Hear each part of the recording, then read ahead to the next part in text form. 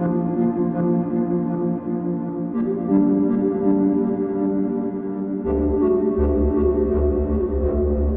estamos otra vez. Podemos pensar que esta es una tercera temporada, entendiendo temporada como un nuevo ciclo. Hoy es 21 de julio de 2022.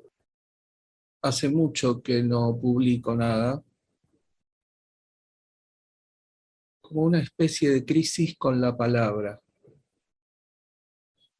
Y no sé muy bien qué hacer. Hasta ahora obedecí la necesidad de callarme.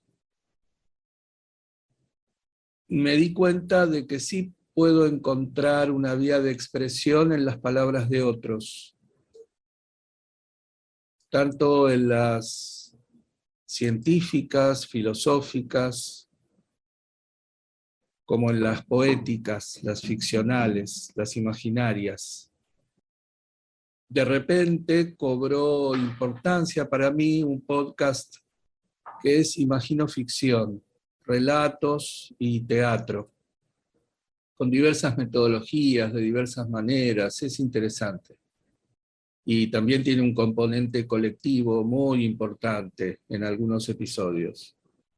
Y en otros un componente muy solitario y muy singular. Puedo navegar en ambas aguas con el mismo placer. También a veces me pasa como dramaturgo, me pasaba cuando dirigía teatro, que me parece que vale tanto la pena volver a revisar la palabra ya emitida, porque emitida no necesariamente quiere decir escuchada, y escuchada mucho menos quiere decir integrada.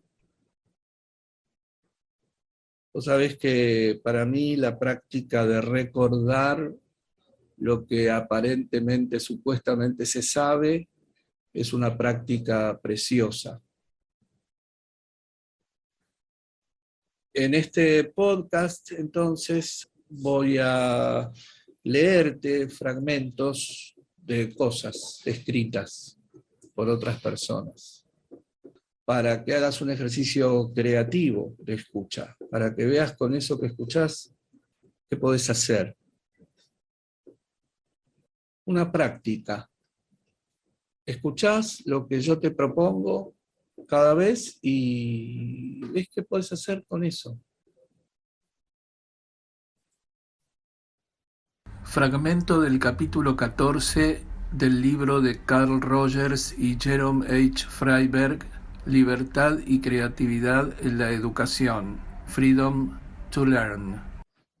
Un enfoque moderno del proceso de valoración. El modo de valorar del niño. Hablaré en primera instancia del sujeto infantil. El ser humano tiene desde el principio una clara concepción de los valores. Prefiere algunas cosas o experiencias y rechaza otras. Analizando su conducta, podemos inferir que prefiere las experiencias que mantienen, enriquecen o realizan su organismo y rechaza las que no sirven a este fin. Observemos al niño un momento.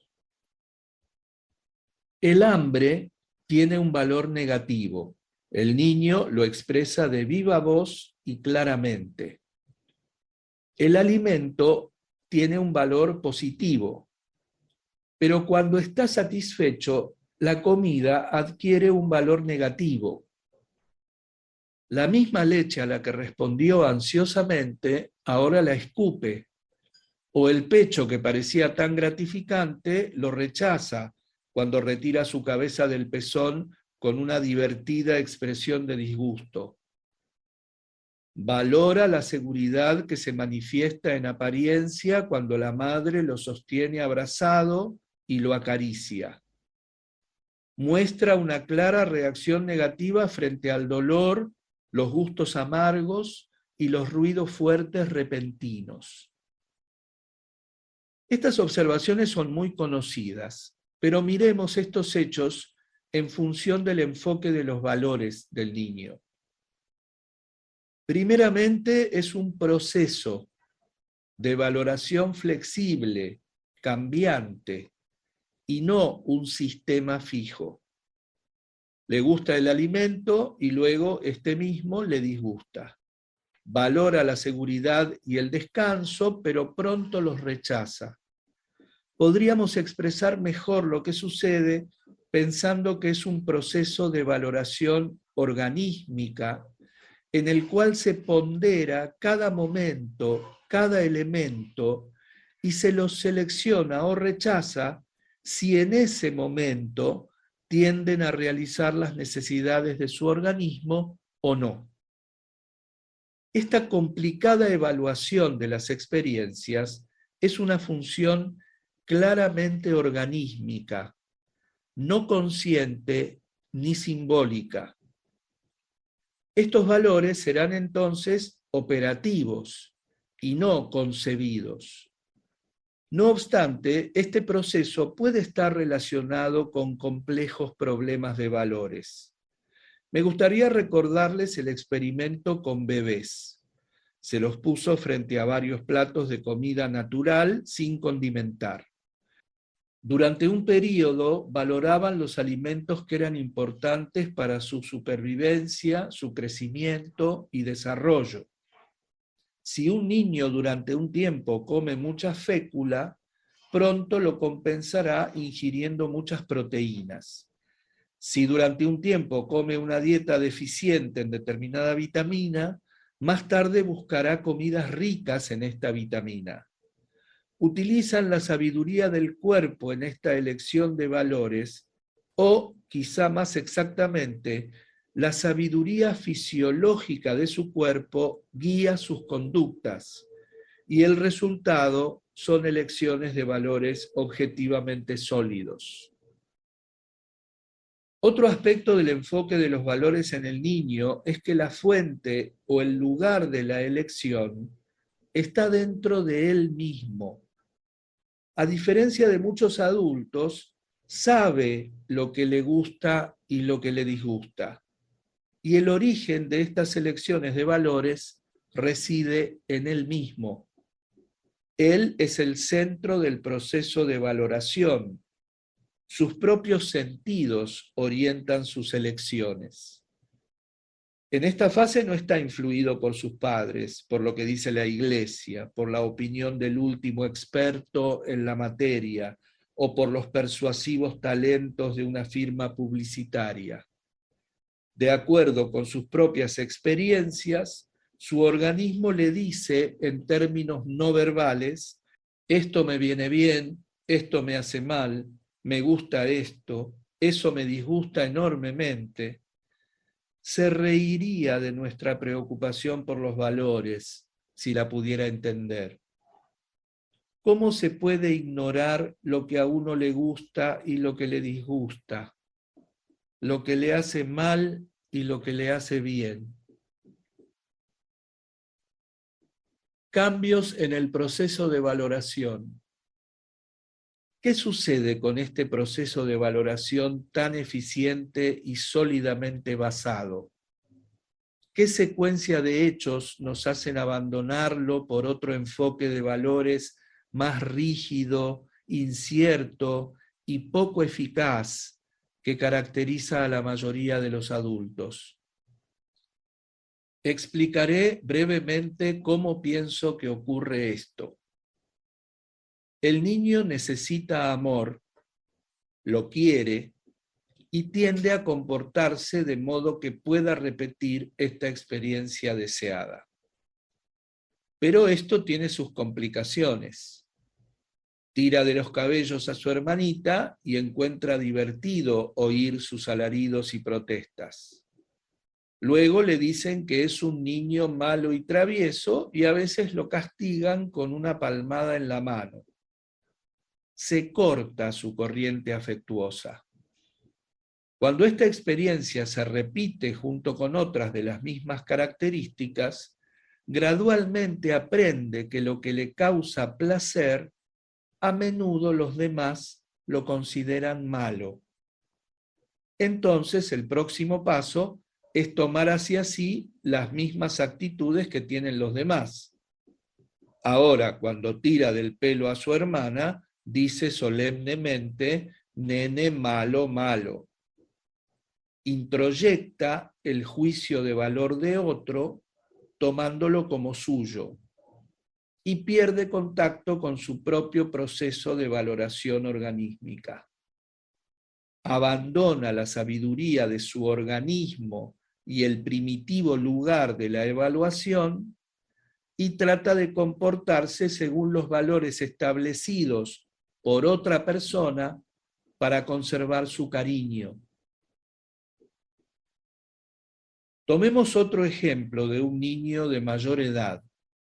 Un niño siente, quizá inconscientemente, que sus padres lo aprecian más si decide ser doctor antes que artista. De manera gradual, introyecta los valores relacionados con ser doctor. Llega a desear sobre todas las cosas ser un doctor. Mientras estudia en la universidad, le contraría mucho el hecho de que repetidas veces fracasa en los exámenes de química, materia indudablemente necesaria para la carrera de medicina, aunque el asesor le asegura que tiene la capacidad necesaria para aprobar la materia. Solo mediante las entrevistas de asesoramiento comienza a advertir que perdió contacto con sus reacciones organísmicas, de cuán alejado está de su propio proceso de valoración. Tomemos otro ejemplo de una de mis clases, un grupo de estudiantes de magisterio. Al principio del curso les pedí, por favor, hagan una lista de los 2 o 3 valores que quisieran transmitir a los niños con los cuales trabajarán. Escribieron muchas metas valorativas, pero algunas me sorprendieron mucho. Otros enumeraron ítems tales como hablar correctamente, utilizar un buen inglés, no utilizar abreviaciones incorrectas. Otros mencionaron la pulcritud, haga las cosas de acuerdo con las instrucciones.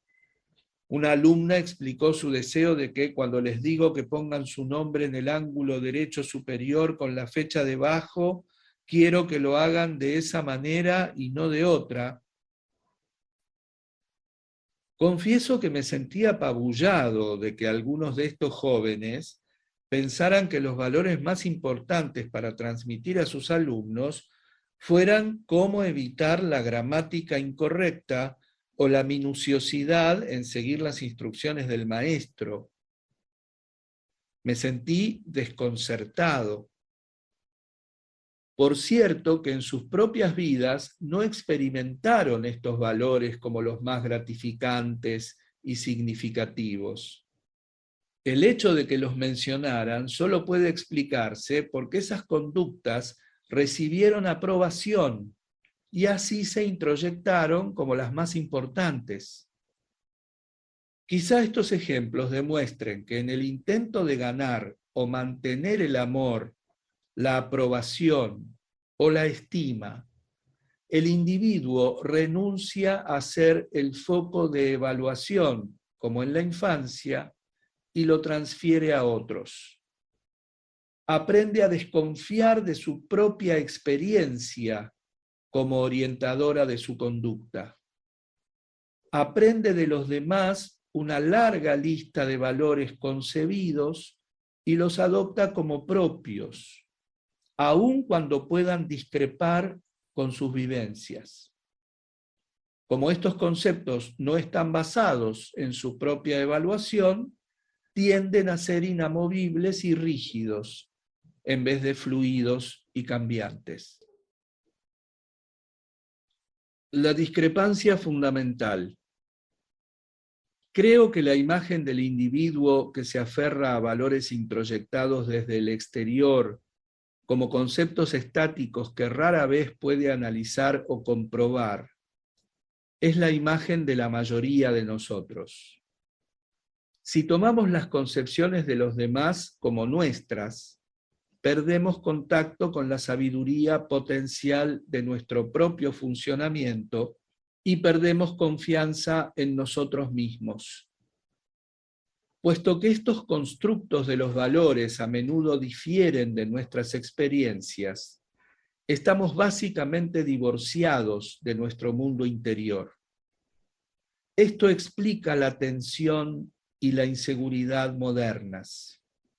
Esta discrepancia fundamental entre los conceptos del individuo y sus experiencias reales, entre la estructura intelectual de sus valores y el proceso de valoración propio que permanece desconocido dentro de sí, forma parte de la alienación fundamental del hombre moderno con respecto a sí mismo.